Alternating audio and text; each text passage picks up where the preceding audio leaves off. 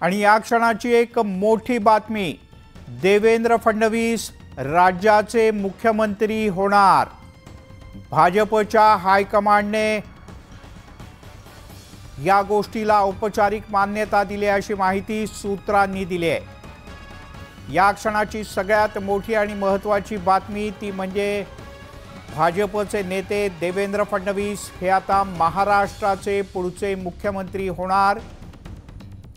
भारतीय जनता पक्षाच्या दिल्ली स्थित हायकमांडने या गोष्टीला मान्यता दिल्याची माहिती सूत्रांनी न्यूज 18 लोकमतला दिली आहे।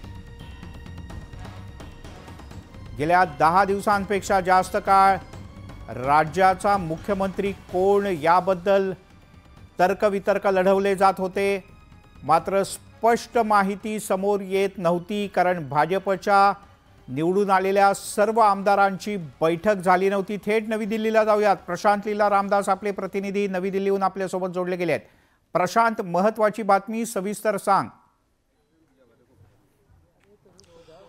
मिलिंद, नुकतीच भारतीय जनता पक्षाच्या हायकमांडने म्हणजे अमित शहा, पंतप्रधान नरेंद्र मोदी आणि राजनाथ सिंग यांच्याशिवाय नितीन गडकरी याशिवाय जर बघितलं आपण तर जी प्रमुख 5 मंत्री आहे आणि संसदीय पक्षाचे जे नेते आहेत याशिवाय जर बघितलं आपण तर BL संतोष यासारख्या पक्षाच्या प्रमुख नेत्यांच्या संदर्भात या संदर्भात चर्चा झाली। महाराष्ट्राचे मुख्यमंत्री कोण असावे आणि साधारणतः देवेंद्र फडणवीस यांच्या नावावरती सर्वांनी संमती दिल्याची सूत्रांची माहिती आहे। याचा अर्थ असा होतो की 5 डिसेंबरला जी शपथविधी होण्यासाठी हिरवा कंदील भाजप हायकमांडने दिलेला आहे आणि महत्त्वाचं म्हणजे या बघितलं तर देवेंद्र फडणवीस आता हे नवे मुख्यमंत्री असतील भारतीय जनता पक्षाच्या वतीने। आजच जर बघितलं आपण 2 केंद्रीय निरीक्षकांची नियुक्ती करण्यात आलेली आहे। निर्मला सीतारामन आणि रुपानी हे जे माजी मुख्यमंत्री आहेत गुजरातचे हे उद्या जाणार आहेत मुंबईमध्ये। त्यापूर्वी ते देवेंद्र फडणवीस यांचं नाव घेऊन तिथे जात आहे अशा प्रकारची सूत्रांची माहिती आहे। हायकमांडने जी माहिती दिली आहे